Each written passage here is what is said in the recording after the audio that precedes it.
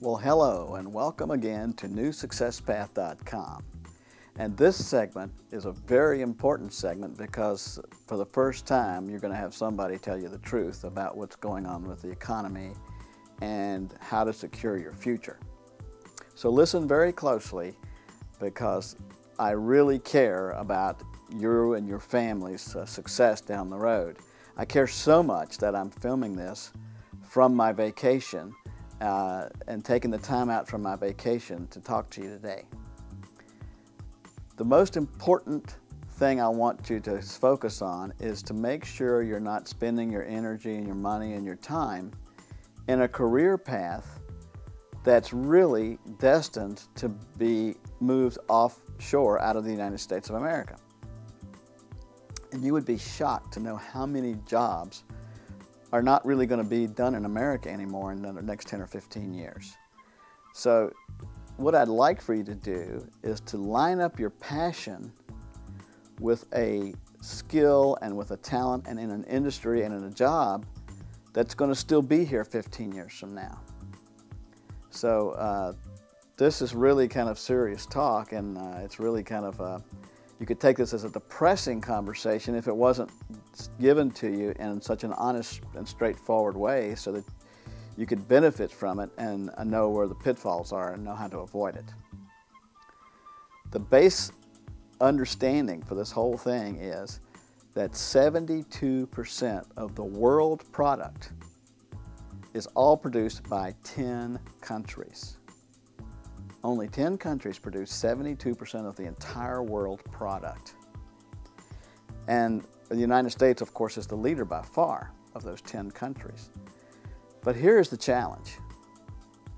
Countries 11 through 30 are in a position of explosive growth because they've been so far down for so long.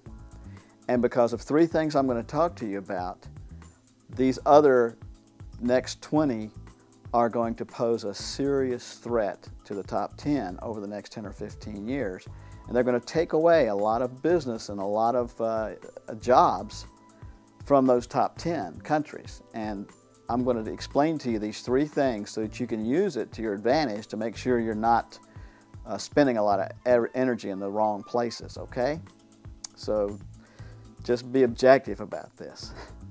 The first major factor that's going to push these jobs overseas is the internet.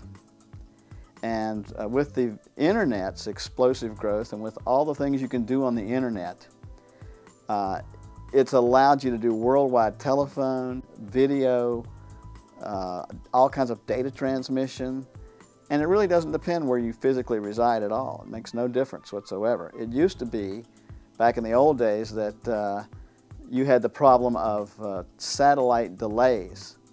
You know, whenever you would see somebody on TV doing a story, you know, there would be like a delay for the satellite. When you ask them a question to the time they give you the answer, it would be like a couple seconds there because it had to bounce off of a satellite and get back down to the other country.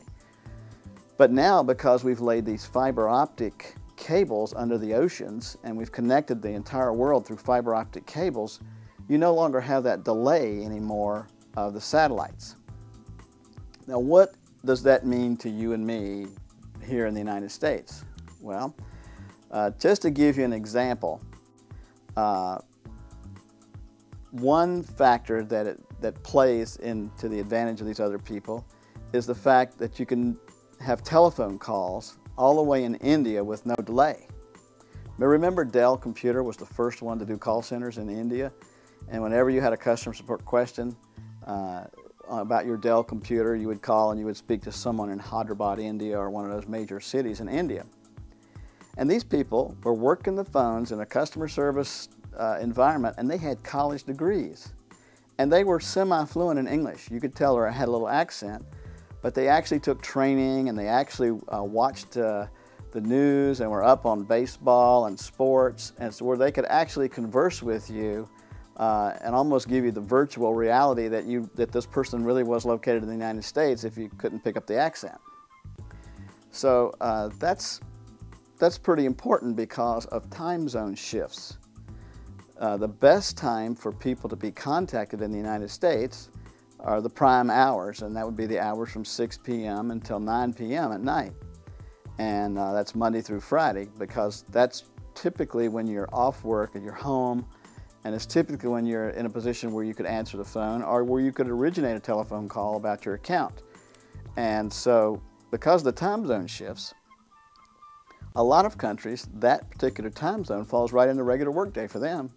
So it's perfect, because they just come into work at the regular work time, and they get to talk to you at prime time for you. We noticed that even from east to west coast with that 3-hour time shift, but it's much more dramatic with these other time shifts for having a customer call center. So that's one case where the internet really works well for you. Another case that really works well for these other countries to take away American jobs is that you can be working all day long on a project from a management perspective, but the worker bees could be located halfway around the world. And you work all day and get all your specs out of exactly what you want done, then you can email it or hand it off to these people in this other country, and when you're getting ready to go home to dinner, they're just getting ready to come in. It's 8 o'clock in the morning for them. So while you're having dinner and relaxing and while you're sleeping at night, they're working for you all night long on your project. So when you come into work the next day, you've got an extra team of people that have been working 8 solid hours on your project, and you can just pick up the ball and get rolling with it. So it's a big advantage to the American management person to have this resource that works all night for you. And of course, they're awake and alert because it's regular daytime for them. So that's another advantage of the internet, pushing jobs overseas and pushing jobs to these other countries in the second tier. The third advantage has to do with the interactivity allows you to do a lot of things that you couldn't do before.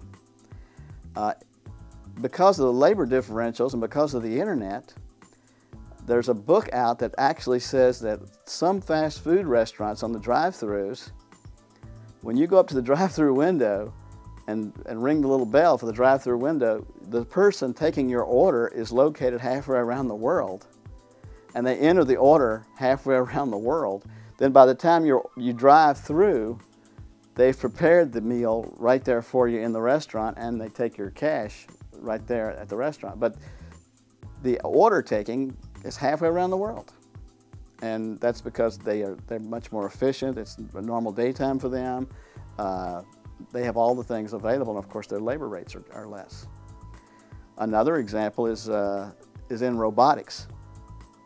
Right now, there's a lot of robots there's even robots that can do surgery now for physicians, and you can actually go in and have surgery where the physician puts on these electronic gloves and looks at a computer screen and actually operates on you through a computer screen. Well, you can take that exact same thing, put it on a fiber optic cable, and you could have a physician halfway around the world producing this surgery for you.